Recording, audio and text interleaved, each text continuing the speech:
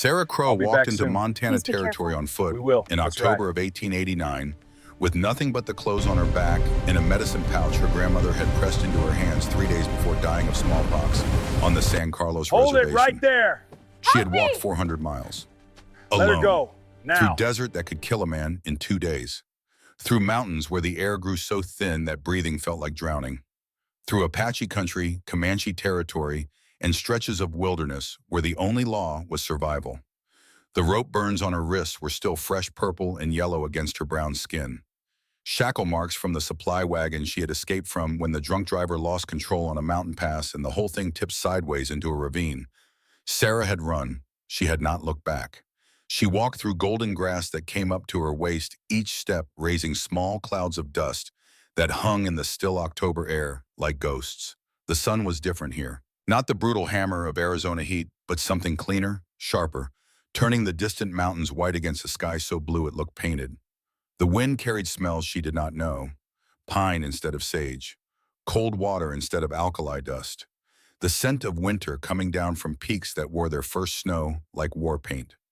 Garrett Holloway saw her before she saw him. He was checking fence line on the northern boundary of his ranch, his Winchester resting across his saddle, when movement caught his eye. A figure walking through the tall grass, alone. No horse, no wagon, no companions. Just a woman moving with the steady rhythm of someone who had been walking for a very long time and did not plan to stop until she reached wherever she was going.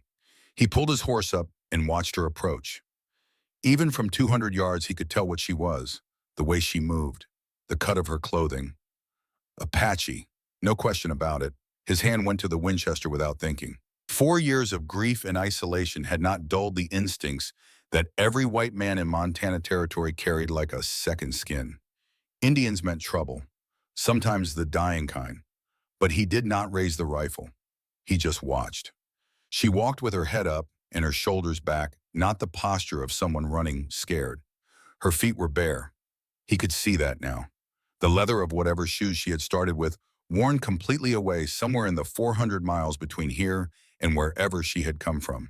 Her dress was Apache-style deerskin, torn and stained with travel patched in places with strips of cloth that did not match.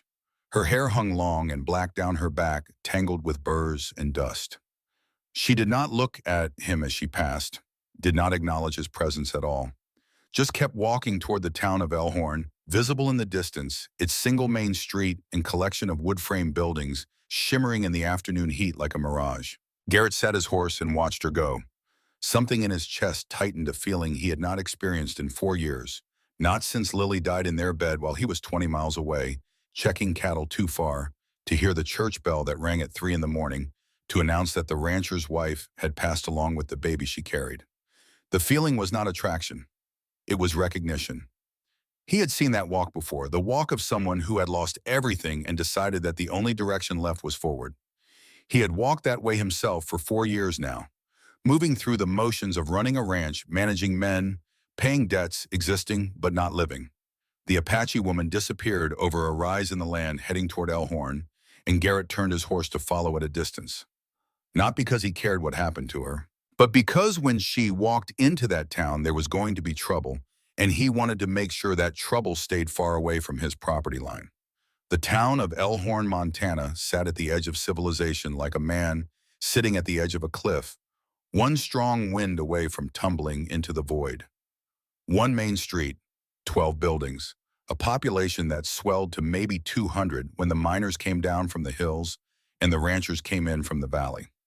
It was a town built on cattle and copper and the kind of desperate hope that brought people to the frontier in the first place. It was also a town that remembered. 13 years earlier, in 1876, General George Armstrong Custer and 268 men of the 7th Cavalry had been killed at the Little Bighorn, less than 100 miles from where Elkhorn now stood. Every man over 30 in the territory had lost someone in the Indian Wars. A brother, a friend, a father. The wounds were still fresh. The hatred was still real. Sarah Crowe walked down the main street of Elkhorn at 2 in the afternoon with the sun directly overhead and every eye in town watching her. Conversation stopped mid-sentence. A woman pulled her child inside the general store and locked the door. 3 men standing outside the blacksmith shop put their hands on their gun belts without quite drawing. She passed a saloon called the Copper Strike. Outside, tied to a hitching post, stood a large bay horse with a distinctive white blaze on its forehead. The animal looked well-fed and well-groomed, the kind of horse a man with money would ride. Sarah noticed it the way she noticed everything, cataloging details that might matter later. The sheriff stepped out of his office. Sheriff Tom Dalton was 55 years old, weathered by sun and wind, until his face looked like old leather, with eyes that had seen too much and a gun hand that was still steady despite the whiskey he drank every night to forget what those eyes had witnessed. He had fought in the Indian Wars. He had killed his share of Sioux and Cheyenne.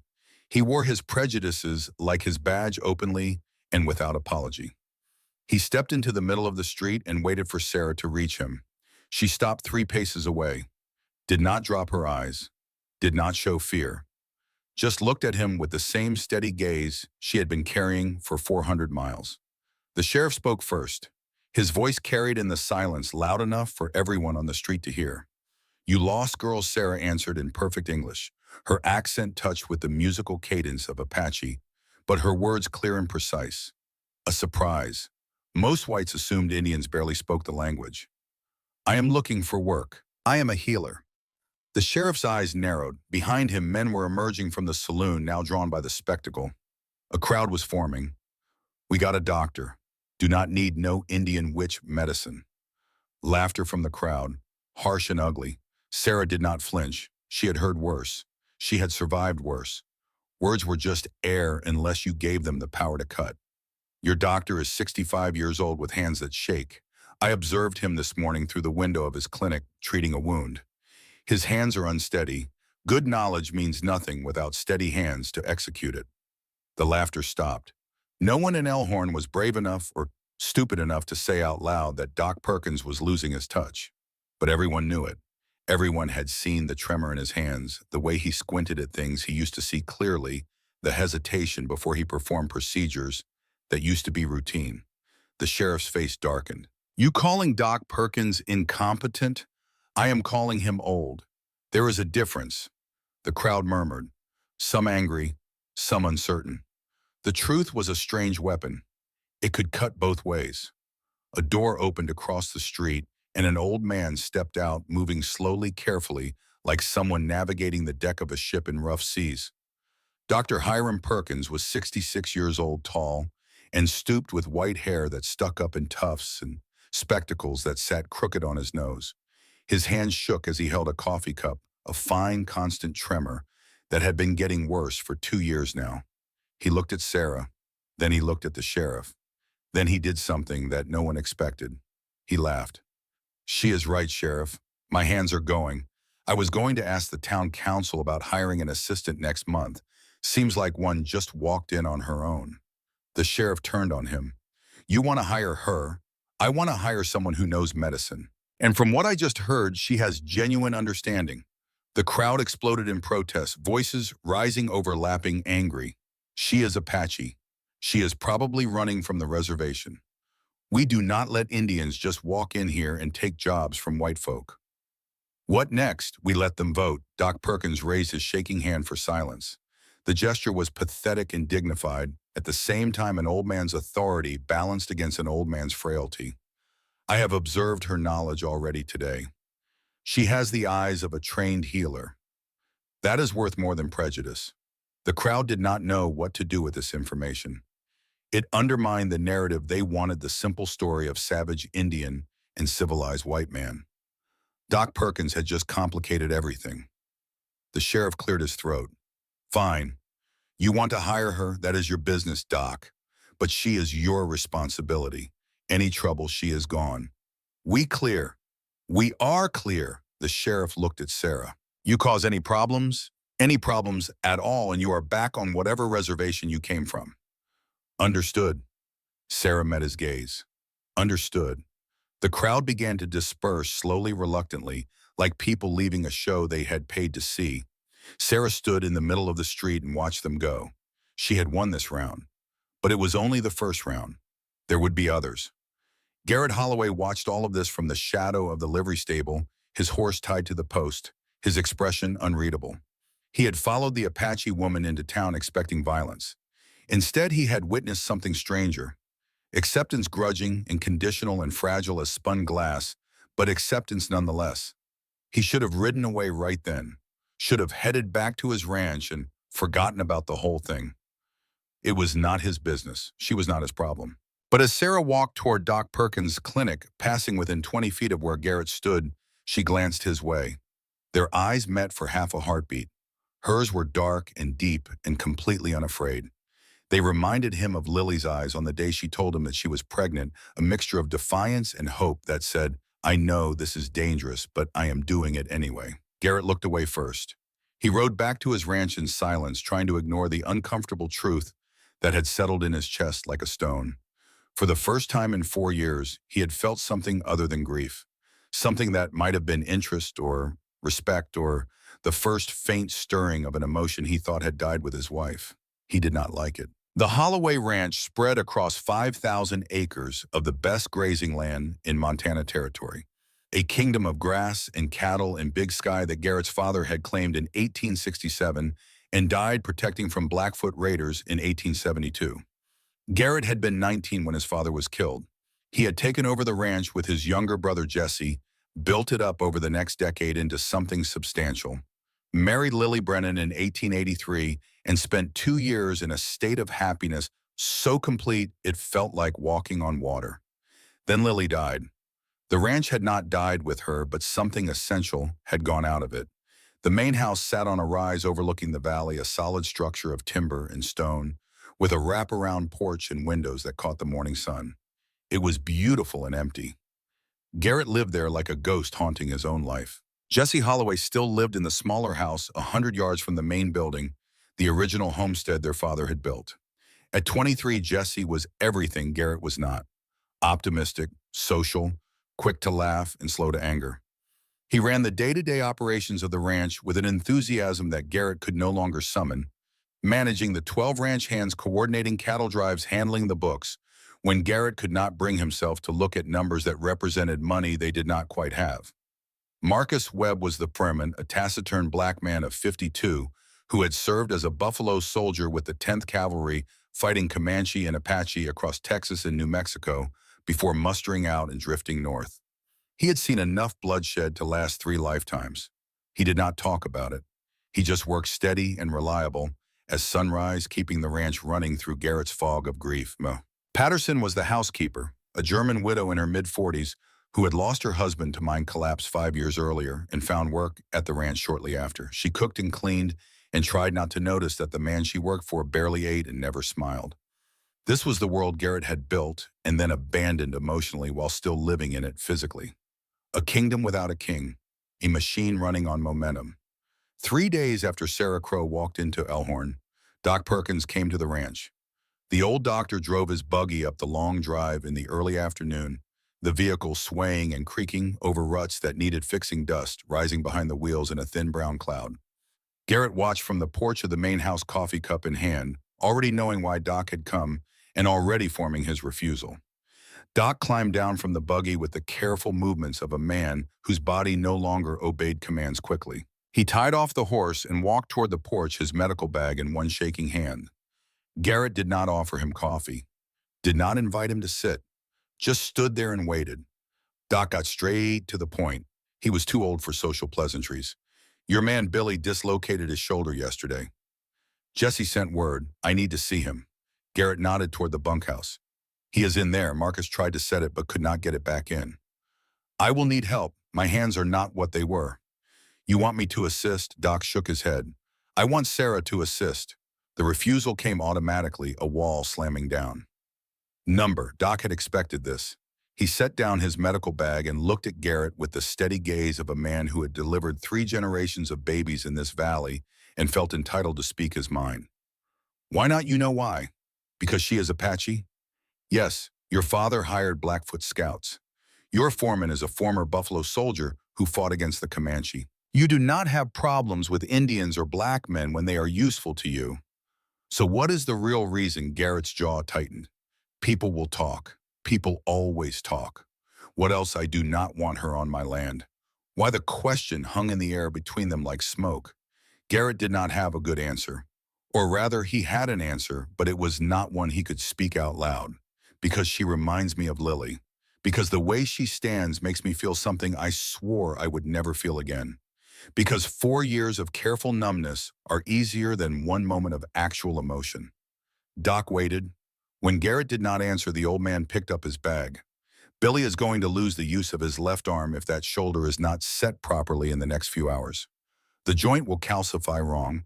He will never lift anything heavier than a coffee cup for the rest of his life. He is 24 years old. You going to explain to him that you crippled him because you did not want an Indian woman on your property? Garrett felt something hot and ugly rising in his chest. Anger, maybe, or shame, or both mixed together until they were indistinguishable. Fine. She can come. But she stays in the bunkhouse. She does her work and leaves. She does not come to the main house. She does not talk to my men beyond medical necessity. And if there is any trouble, any at all, she is gone. We clear? We are clear. Doc Perkins drove back to town. 1 hour later, he returned with Sarah Crowe sitting beside him on the buggy seat, her medicine pouch in her lap, her face expressionless. Garrett watched from the porch as they approached. He did not go out to meet them, did not acknowledge her presence, just stood there with his arms crossed and his face hard, making sure she understood exactly where she stood in his world. Sarah climbed down from the buggy without waiting for help and followed Doc Perkins toward the bunkhouse. She walked past Garrett without looking at him, without acknowledging his existence any more than he had acknowledged hers. The bunkhouse was a long, low building with 12 beds, a wood stove, and the permanent smell of sweat and tobacco and leather. The ranch hands stopped what they were doing when Sarah entered. 12 men ranging from their early 20s to late 50s, all of them white, all of them armed, all of them staring at the Apache woman who had just walked into their space. Billy sat on his bunk in the corner, cradling his left arm against his chest, his face pale and sweaty with pain. He was 24, broad-shouldered, and strong, a good rider, and a hard worker. The kind of man a ranch needed. His shoulder was grotesquely swollen, the joint pushed out at an angle that made Sarah's own shoulder ache in sympathy. She knelt beside him without asking permission, her movements efficient and professional. Doc Perkins stood behind her, hands too shaky to do the work himself, but mind still sharp enough to supervise. Sarah examined the shoulder with careful fingers, pressing gently around the joint, feeling the displacement of bone. Billy hissed in pain, but did not pull away. She spoke without looking up, her voice calm and clinical. Dislocated shoulder, anterior displacement. It must go back in now or the joint will set wrong. He will never use this arm properly again. Can you do it? Doc asked. Yes. Sarah turned to the watching ranch hands. I need 2 men to hold him. This will hurt worse than anything he has felt before. He will scream. He will fight. You must hold him still. 2 men stepped forward, older hands, veterans of broken bones and hard falls. They knew pain when they saw it. Sarah looked at Billy. His eyes were wide, frightened despite his best effort to appear tough. When I count to 3, I will pull and rotate.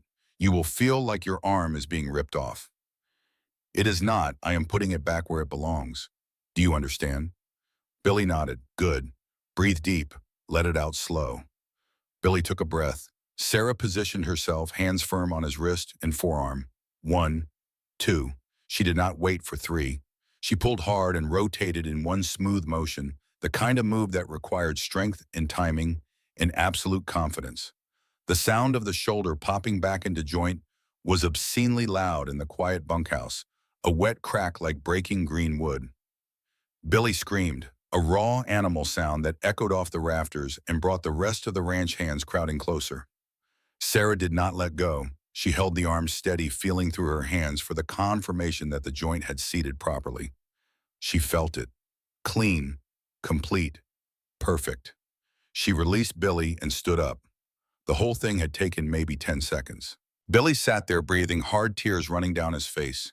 Then slowly, carefully, he moved his arm, lifted it, rotated the shoulder. The pain was still there, but different now. Not the screaming agony of dislocation, but the manageable ache of strained muscle. He looked up at Sarah with something like awe. You did it. Sarah was already washing her hands in the basin by the door. Yes, how did you learn that, my grandmother? She was a healer for our band. She taught me. The bunkhouse was silent. 12 men looking at one woman with expressions ranging from suspicion to grudging respect. Sarah had just done something Doc Perkins could not do, something Marcus could not do. She had fixed what was broken with nothing but knowledge and steady hands. One of the older hands cleared his throat. I got a cut on my hand. Been infected for a week. Doc gave me salve, but it is not helping. Sarah looked at him. Show me. He held out his hand. The cut was angry and red pus gathering at the edges, the kind of infection that could turn septic and kill a man if it got into his blood. Sarah examined it for 5 seconds. Then she reached into her medicine pouch and pulled out dried herbs. Yarrow and comfrey. She crushed them between her palms, mixed them with a little water from the basin, and packed the paste directly into the wound. Change this twice a day. Keep it clean. The infection will be gone in 3 days. The man nodded, looking at his hand with new eyes. Another hand stepped forward, then another. Within 20 minutes, Sarah had treated 7 men for various ailments. Infected wounds, chronic back pain, a toothache rope burns a sprained ankle. Doc Perkins' watch was something between pride and sadness. This was what medicine was supposed to look like.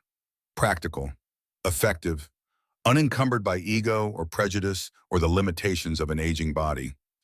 Garrett stood in the doorway of the bunkhouse watching. He had come to check on Billy to make sure the shoulder was set to fulfill his obligation as boss. He had not expected to stay, but he could not look away. Sarah worked with the same steady efficiency he had seen in the best of his ranch hands, the men who did not waste motion or words, who understood that on the frontier, competence was the only currency that mattered. She did not chat, did not make small talk, did not try to win anyone over with charm. She just fixed what was broken and moved on to the next problem. When she finished, she packed up her medicine pouch and followed Doc Perkins out of the bunkhouse. She walked past Garrett without a word, without acknowledgement, her face as unreadable as it had been when she arrived. Marcus appeared at Garrett's elbow. Boss, what? She is good. Garrett did not answer. Better than good. She is the real thing. And those boys in there, they know it. You saw their faces? I saw. You still want her gone? Garrett watched Sarah climb into Doc's buggy. Watched the old doctor snap the reins. Watched them disappear down the long drive toward town. Number. Let her come back when Doc needs her. Marcus nodded slowly. Good choice. But Marcus, she stays in the bunkhouse. She does her work and leaves. Nothing more. Marcus gave him a look that said volumes about what he thought of that particular rule, but he kept his mouth shut and walked away. Garrett stood alone in the yard, the autumn sun warm on his face, and felt the careful walls he had built around his life beginning to crack. 2 weeks passed. Sarah came to the ranch 3 times, with Doc Perkins treating injuries and illnesses with the same quiet competence that had impressed the hands on her first visit. Word spread. Soon cowboys from neighboring ranches were riding to the Holloway place, specifically to see the Apache healer, who could set bones and cure infections and make pain go away with nothing but dried plants and steady hands. Garrett watched from a distance. He did not interfere, did not alarm, just observed as his world slowly rearranged itself around this woman he had tried to ignore. Then the cattle started dying. Marcus found the first 3 on a Tuesday morning, lying stiff in the south pasture, their joints grotesquely swollen, their mouths open in silent screams. By Wednesday, 5 more were dead. By Thursday, 8. The ranch's veterinarian, Dr. Morton, was a drunk who spent more time at the Copper Strike Saloon than treating animals, but he was the only vet within 50 miles. He examined the dead cattle with bloodshot eyes and shaking hands that had nothing to do with age and everything to do with whiskey. Blackleg disease. No cure. You will have to cull the entire herd that has been exposed. Probably 30 head minimum. 30 head was $2,500. It was more money than Garrett had. It would mean defaulting on his loan to Silas Drummond. It would mean losing the ranch. Garrett stood in the south pasture surrounded by dying cattle and felt the cold certainty of ruin settling over him like frost. Jesse appeared at his shoulder. There has to be another way. There is not. What if we asked Sarah? Garrett turned on him, asked her what to look at the cattle. Apache lived with livestock for thousands of years. They know animal medicine. Maybe she knows something Morton does not. She is not a veterinarian. Neither is Morton, not really. He is a drunk who happens to own a veterinary license. Garrett looked at the dying cattle, looked at his brother, looked at the future collapsing in front of him. All right, get her. Sarah arrived within the hour. She walked into the south pasture with Doc Perkins wheezing behind her. looked at the sick cattle with the same clinical detachment she brought to human patients, and spent 10 minutes examining 3 different animals. Then she stood up and faced Garrett directly for the first time since arriving at the ranch. "This is not black leg," Morton sputtered in protest, but Sarah ignored him, speaking only to Garrett. "Black leg creates gas under the skin. I feel no crepitus. The swelling is in the lower joints, not the large muscle groups. The fever is moderate, not high. The gums are pale but not discolored. This is infectious arthritis caused by contaminated water." "When did you move this herd to a new pasture?" Marcus answered. "3 weeks ago. We moved them to the creek pasture to rest the upper fields for winter. Check the creek. There is a dead animal upstream poisoning the water." Marcus rode out immediately. 30 minutes later, he came back at a gallop, his face grim. "Dead elk. Been there maybe a month. Rotting into the creek." Every man in the pasture turned to look at Sarah. She had diagnosed in 10 minutes what the white veterinarian had missed completely. She had seen what they could not see because she looked with different eyes. Eyes trained by a people who understood that survival meant paying attention to things civilized men had forgotten. "Move the cattle off this water source. Give them only clean water from the wells. I will prepare medicine to fight the infection internally and reduce the swelling externally." "Can you save them?" Garrett's voice was rough. "Most of them. Maybe all, if we act now. Do it." What followed was 3 days and nights of work that broke every rule Garrett had tried to impose. Sarah did not stay in the bunkhouse. She worked everywhere, moving between the cattle pens and the kitchen, where she boiled enormous pots of yarrow and willow bark, creating compresses and drenches, teaching the ranch hands how to apply them. She slept maybe 4 hours total over those 3 days, catnapping in a chair in the barn, waking the moment anyone needed her. Her hands were burned from the hot water. Her clothes were filthy. Her hair came loose from its braid and hung around her face in tangles. She looked half dead and completely alive at the same time. Garrett worked beside her. He did not ask permission, did not explain himself, just started helping, learning how to prepare the compresses, how to hold a sick cow's head steady, while Sarah poured the garlic and vinegar drench down its throat. They did not talk much. There was no time for conversation. But in the quiet moments between treatments, in the shared exhaustion of fighting a battle they might lose, something shifted between them. On the third night at 2 in the morning, Sarah was mixing a fresh batch of yarrow poultice when her hands finally gave out. The wooden spoon clattered into the pot, and she swayed on her feet, eyes closing, despite her best effort to stay alert. Garrett caught her before she fell. His hands on her arms were the first time they had touched deliberately, and the contact was electric, shocking them both. "You need to sleep. The cattle need medicine. I can finish this. You taught me how. Sleep for 4 hours. Then you can take over again." Sarah looked up at him. Her eyes were bloodshot and exhausted, but still sharp, still assessing. She was trying to decide if she could trust him. 4 hours. 4 hours. She nodded and walked to the barn, climbed into the hayloft, and was asleep before her head touched the blanket someone had left there. Garrett finished mixing the poultice. Then he went out to the cattle pens and continued the treatments, working through the night, while Sarah slept, and somewhere in those dark hours he admitted to himself what he had been denying for 2 weeks. He cared whether she lived or died. He cared what she thought of him. He cared in a way that terrified him, because caring meant vulnerability, and vulnerability meant the possibility of loss, and loss was the one thing he had sworn never to experience again. By dawn on the fourth day, 28 of the 30 sick cattle were eating again. 2 had died, but 28 were saved, and that meant the ranch was saved, and Garrett could make his loan payment to Silas Drummond and survive another month. Sarah stood in the pasture as the sun came up, watching the cattle move slowly toward fresh hay, and allowed herself one moment of satisfaction. Then she turned to leave. Garrett was standing behind her. "You saved this ranch. I did my job." It was more than a job. Sarah looked at him. Really looked, taking in the exhaustion on his face, the gratitude he was trying to express without quite knowing how. "Your wife, Lily. Doc told me about her." "I am sorry." Garrett's throat tightened. "Why would you be sorry you did not know her?" "Because I know what it is to lose someone you love and feel like you should have been able to save them. My sister died because I was not there. My grandmother died because the agency doctor would not treat Indians. I understand your anger. I am not angry." Sarah's smile was shared in knowing. "Yes, you are. At gun, at yourself, at everyone who is still alive when she is not. It is easier to be angry than to grieve. The words hit Garrett like a physical blow because they were true, and he had never admitted it to anyone, not even himself. How do you stop being angry? You do not. You just learn to carry it differently. They stood in silence as the sun climbed higher, warming the frost-covered grass, turning the world gold and green and alive. Mrs. Patterson appeared from the main house, walking toward them with purpose. "Mr. Holloway, I have prepared the guest room for Miss Crow. She cannot stay in the bunkhouse anymore. Not after what she has done." Garrett opened his mouth to object, to remind Mrs. Patterson of the rules to maintain the boundaries he had set. But the words would not come.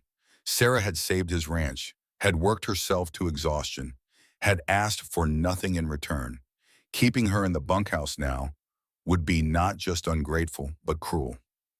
"Thank you, Mrs. Patterson. That will be fine." Mrs. Patterson smiled and walked back toward the house. Sarah watched her go, then turned to Garrett. "I can still stay in the bunkhouse if it makes you uncomfortable." "No, the guest room is fine, temporary, until Doc does not need your help anymore." Sarah nodded. Temporary. But they both knew it was a lie. 100 miles south in the town of Elkhorn, Silas Drummond sat in his office above the Copper Strike Saloon and read the telegram that had just arrived from the territorial capital. The Northern Pacific Railroad had approved the final route for the new line connecting Montana to the coast. The route ran straight through San Carlos Reservation land in Arizona and would require a major supply depot and cattle transfer point somewhere in southern Montana. Silas had been working on this deal for 3 years. He had cultivated relationships with railroad executives. He had manipulated land records. He had positioned himself as the primary landholder in the exact location the railroad would need. All he had to do now was acquire 2 more pieces of property. The San Carlos land, which he could get by forcing the Apache back onto the reservation and then declaring it abandoned, and the Holloway Ranch, which sat at the perfect geographic point for the transfer station. He had been bleeding Garrett Holloway dry for 4 years, with the fraudulent loan waiting for the rancher to default so Silas could foreclose and take the land legally. The plan had been working perfectly, until the Apache woman showed up and saved Garrett's cattle. Silas set down the telegram and called for his assistant, Rafe Sutton, a former cowboy turned bartender, turned enforcer who handled the wet work Silas preferred not to do himself. The cattle sickness. That was supposed to finish Holloway. "Yes, sir. Dr. Morton said it was black leg, should have killed the whole herd. But it did not, because the Indian woman diagnosed it correctly and treated it with her savage medicine." Rafe shifted uncomfortably. "Yes, sir." Silas leaned back in his chair, fingers steepled, mind working through the problem like a man working through a chess game. "Who is she exactly?" "Name is Sarah Crow, Apache. Ran away from San Carlos Reservation about 2 months ago. There is a bounty notice for her return." Silas smiled, a thin, cold smile that did not reach his eyes. "Is there now? How interesting. Send a telegram to the Federal Indian Agency. Tell them we have located an escaped Apache woman in Elkhorn, Montana. Request that they send a U.S. Marshal to retrieve her for return to the reservation. That will cause trouble with Holloway. He is letting her work on his ranch." "Exactly. Either Holloway hands her over and loses his healer, which means his next cattle problem will finish him, or Holloway refuses to hand her over and makes himself an enemy of federal law, which will destroy his reputation and his credit. Either way, I win." Rafe nodded. "Smart." Silas did not respond. He was already drafting the telegram in his mind, choosing words carefully, positioning Sarah as a dangerous fugitive who needed to be removed for the safety of the community. The telegram went out that afternoon. 3 days later, U.S. Marshal Wade Thompson rode into Elkhorn with federal papers authorizing the arrest and return of one Sarah Crow Apache fugitive to San Carlos Reservation in Arizona Territory. He found Sarah outside Doc Perkins's clinic tending to a child with a fever. He waited until she finished, then approached with his hand near his gun, not threatening but ready. "Sarah Crow, yes, I have a federal warrant for your arrest. You are to be returned to San Carlos Reservation for leaving without authorization." Sarah set down her medicine bag. Her face showed no surprise, no fear. She had known this was coming, eventually. The only question had been when. On what grounds violation of federal Indian policy? All Apache are required to remain on designated reservation land unless granted specific permission to leave. You have no such permission. I am employed. I work for Dr. Perkins. That does not matter. The law is clear. A crowd was gathering now, drawn by the sight of the marshal. Doc Perkins emerged from his clinic, moving as fast as his old legs would carry him. Marshal Thompson, there must be some mistake. Sarah is a valued member of this community. The law does not care about value, Doc.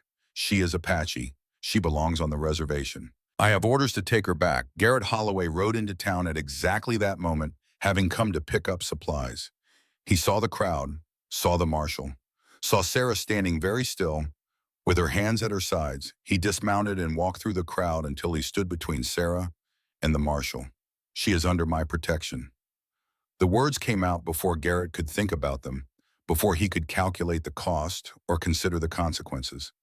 They came from some deeper place, some part of him that Lily had unlocked 4 years ago, and Sarah had opened again, the part that said some things were worth fighting for, even when the fight was unwinnable. Marshal Thompson was a good man and a fair one, but he was also a man who followed orders. Step aside, Mr. Holloway. This does not concern you. She works on my ranch. That makes it my concern. The law says she has to go back. Then the law is wrong. The crowd went silent. This was Montana Territory in 1889. White men did not challenge federal marshals over Apache fugitives. It simply was not done. Marshal Thompson's hand moved closer to his gun. Mr. Holloway, I do not want trouble with you. You are a respected man in this territory. But if you interfere with a federal arrest, I will have no choice but to charge you with obstruction. Then charge me. The marshal drew his weapon. Not pointing it at anyone yet, just holding it ready, Garrett's hand moved to his own gun. 2 men, both armed, both determined. The crowd backed away, giving them room for what was about to happen. Sarah stepped forward, placing herself between the 2 men. Her voice was calm, cutting through the tension like a knife through silk. Garrett, do not. This is wrong. Perhaps, but getting shot will not make it right. I am not letting him take you. You do not have a choice. Garrett looked at her, at the steady determination in her eyes, at the quiet strength that had walked 400 miles and survived things that would have broken most people. She was not asking for his protection, was not begging him to save her, was simply stating a fact. But then Doc Perkins spoke up, his shaking voice carrying surprising authority. Marshal Thompson, before you take Miss Crow anywhere, I request a formal hearing before Judge Abernathy. The marshal frowned. On what grounds? On the grounds that Sarah Crow is legally employed under the Dawes Act of 1887, which allows Indians to work off-reservation if they are gainfully employed and contributing to society. I will argue that her arrest is unlawful. Marshal Thompson considered this. He did not want a gunfight in the middle of Elkhorn, and Judge Abernathy was due to arrive in town the next day for circuit court. Fine, 48 hours. If the judge rules she has to go back, she goes back.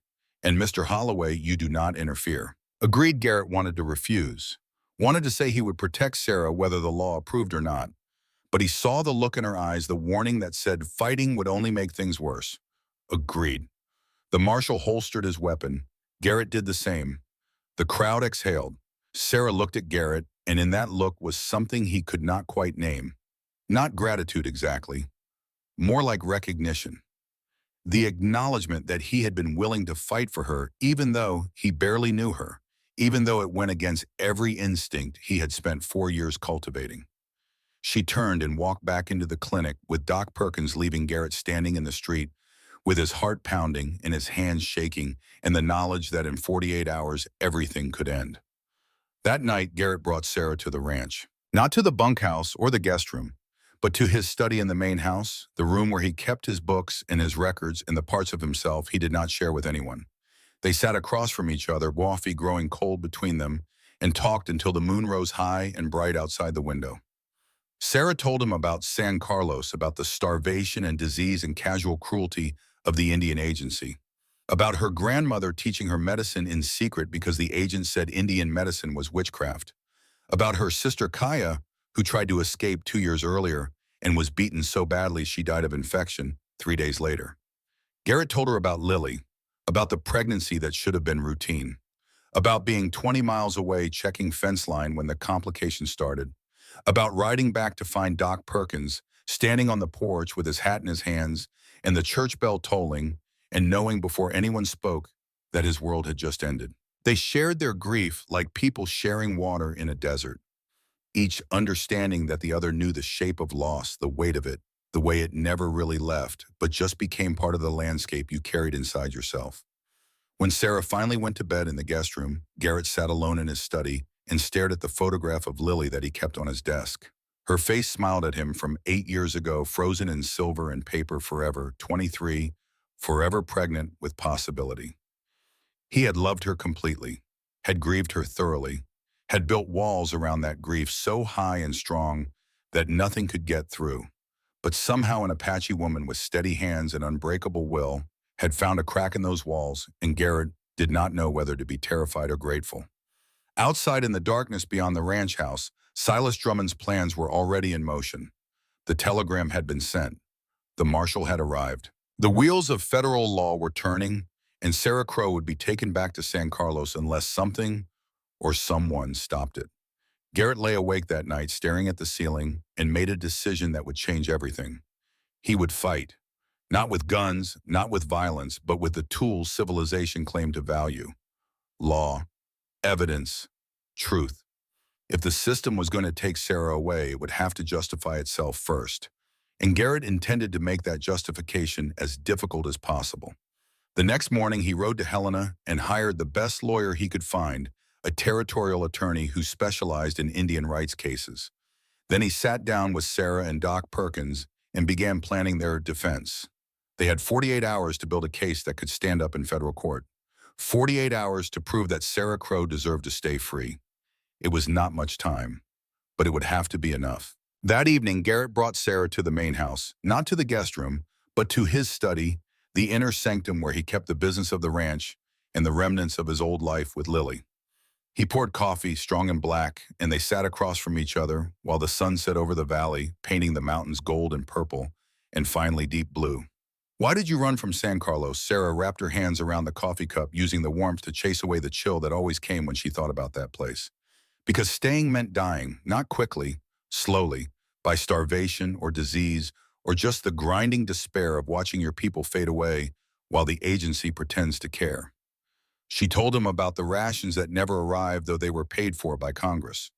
The flour that was half sawdust. The blankets promised but never delivered, so children froze in winter. The doctor who visited once a month and refused to treat Indians because he said they were too savage to appreciate modern medicine. My grandmother was a healer.